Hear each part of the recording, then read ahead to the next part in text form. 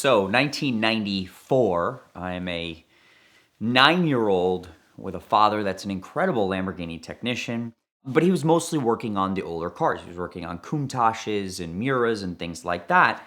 And my entire existence and dream was in a Diablo SE30. I'll never forget seeing at Cavallino in 1994, there was chassis number 11, a purple on black US SE30 that actually a client of my father's purchased brand new out of Texas, shipped it home to Palm Beach, brings it to this Ferrari event. It stops the Ferrari event. I see it for the first time and I freak out. Then all the magazine articles come out. I get the model. I think it was Maisto, a purple on blue SE30 model. Meanwhile, my father thought the SE30 was crude. He didn't understand the concept of the car. And I just thought it was the greatest thing in the world, a Lamborghini V12 that's sort of like this racer, boy racer car, carbon fiber everywhere. I just thought it was the future.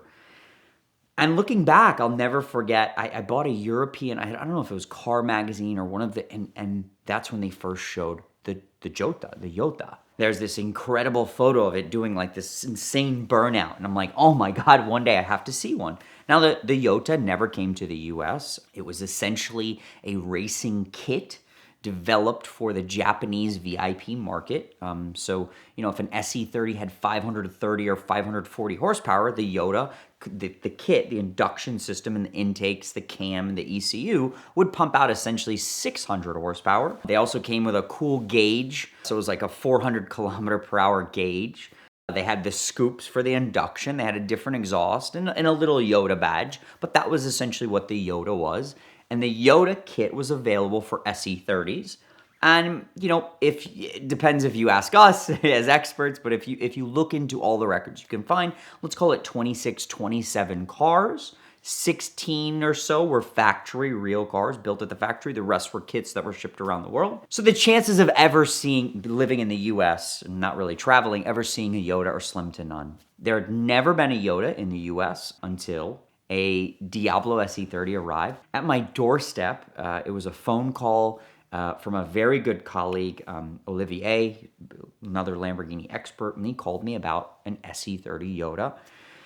And he said, it's a great car. It's purple on blue. And it was decent miles, 14,000 miles. And he said, it's car number 30. And I was like, wow, that's pretty cool. SE30, number 30. So I didn't really do much research more than that. I said, man, I gotta have it. It's now legal to import. There's no factory Jotas that are in the US. As curated, I have to buy this car and import it. We ended up buying the car. We at the time, there was really no market comps.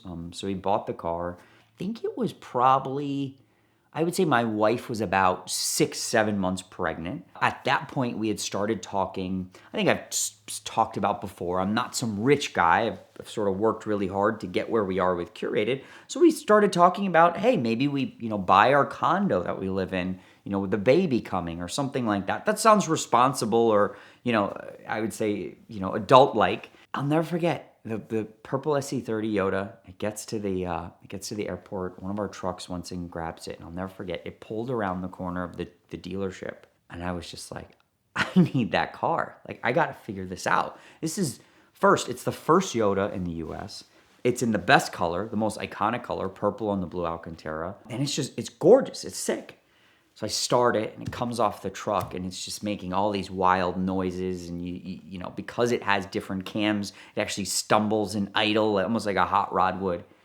And I'm just like, okay, this is it. Like I have to figure this out. So that night I go home. I tell my wife, this car came in today. It's everything.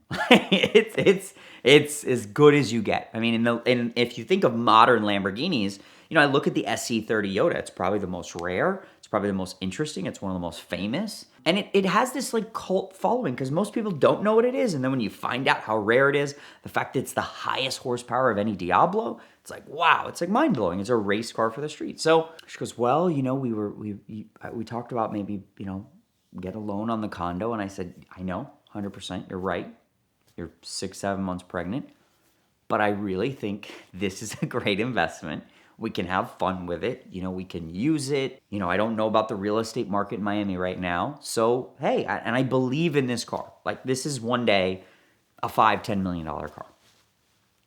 So my wife, God bless her, let me buy the car. So I went, I go to get financed, I call my bank, and immediately they're like, what is this? And why are you paying this amount for this car? So I have to give them the sole explanation, purely out of passion. And they're just like, okay, well, I think they just wanted to get me off the phone. They're like, okay, whatever.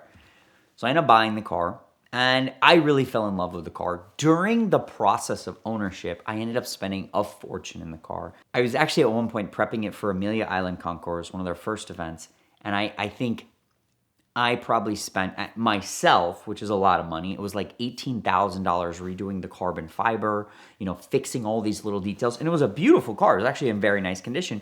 But I put it on the lift. I detailed the undercarriage. I was doing everything.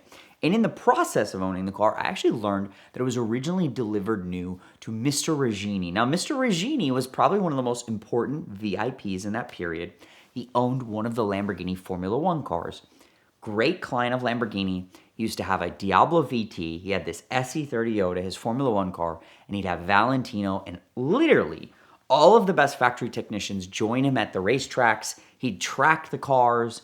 And because he was such a big VIP, the factory actually gave him SE30 number 30 for the 30th anniversary.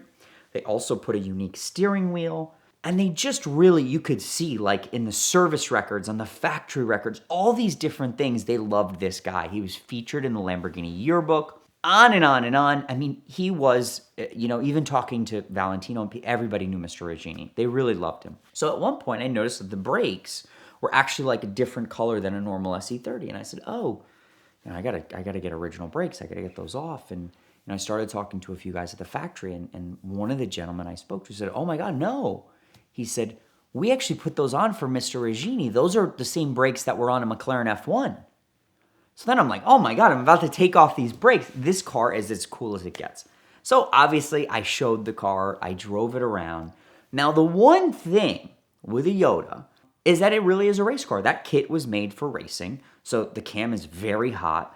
And I used to complain about the car to people around the office, and I used to complain that it was actually difficult to drive on the street. It was either full throttle or off throttle, and around town it was difficult. And what's funny is years ago, I had heard stories of clients, VIP clients, with Jotas taking their Jota kit off and then keeping it as an SE30 just because it was more usable. And after driving so many SE30s and the Jota, I loved the Jota, I loved the historical impact, but definitely the SE30 was a much more usable car. A couple of years go by.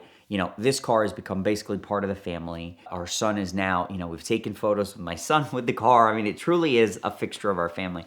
And I basically turned down some crazy offers. I tell everyone, no, I'm not selling, I'm not selling, I'm not selling. And I turned down some very big offers. I think at one point I turned down $1 million cash offer. And I was just like, no, don't want to sell. March 2020, COVID happens. And I realized that living in a condo with a kid, dog, my wife, and now my wife, who's pregnant again with baby number 2, is probably not the smartest thing. I mean, we were stuck in the condo. It was not very fun. And the reality was that, while the rest of the world, if you lived in a house, you could go outside, enjoy outside. There were special regulations for me to go up and down the condo. Like, it was a different type of living. And it really occurred to me, okay, we should think about getting a house. So I started going to South Miami and walking around. And one day I see this house that I fall in love with. I'm not a real estate guy. I don't know much about real estate. My gut told me I had to buy this house. I couldn't afford it at the time, and I could only afford it if I sold the Jota. Now, I promised my wife, I said, listen, I promise you that I will do the right thing and I will get a house for our family. With 2 kids, it's sort of the right thing to do if you have, some expensive car that it's not like transportation or anything like that. She was actually very cool about it. She's like, whatever you want to do, I trust your gut. So I was talking to a great client of ours, and we talk about, once every couple of weeks, and he'd always tease me and he'd say, hey, when that Jota's for sale one day, I'd love to buy it. Around sort of, I would say, I forget the exact date, but it was like spring or summer, he actually was interested in a purple SE30. So we found this beautiful purple SE30. It was actually a one-owner car out of Spain. It was a low-mileage car, and really sort of exciting because it'd never been shown, never seen. It was a cool car. It had a radio delete, and the owner had these really cool driving gloves. He was a gentleman driver and really enjoyed driving the car. So we ended up buying that car for him. It was arriving into Miami, and this car arrives in its beautiful condition. You can tell someone really loved this car. We're talking about the car, and he goes, hey, I could just leave the SC30 with you and we could do a deal on the Jota. First off, he's an incredible guy. He's insanely passionate. So if there was anyone that was going to ask me at any moment or any time in the world, that was the right moment. And I actually said to him, you know what? Give me a day to think about it. I think we're going to do a deal. So I spent the night. I talked to my wife. I thought about it again. And I said, well, you know what? At the end of the day, my dream was never to have an SC30 Jota. I never thought in a million years I would actually own a Jota. They had never come to the US. They're much more expensive than an SC30. And I said, you know, my dream was always really just an SC30, you know, and it was a purple blue SC30. And now it's sitting here. Now, potentially, if I trade the Jota and I get the SC30, then essentially I can have the down payment to buy the house and I'll have an SC30. So I called him the next day and we started talking back and forth. And you could just tell he's just so excited. And I had to make a deal. We ended up making a deal where he actually traded me a Countach, sort of a project, needed a little love, but a beautiful black LP400S Countach and this SC30 on the Jota.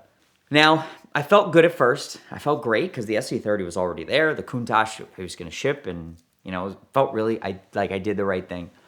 But I have to admit, the day that the Jota left, it was almost like the universe was like taunting me. It was actually raining outside. I couldn't even say goodbye. It was like emotional because I was so attached to this car. It was the first really big car I'd ever purchased to keep. It's off to a good home, and I don't think he'll ever sell it. And, you know, it's part of his collection now. We always laugh, and I'm like, you know, I mention things like my Jota, or, you know, things like that. And it's really cool because over the years I've kept in touch, and he'll send me a photo of it, whatnot.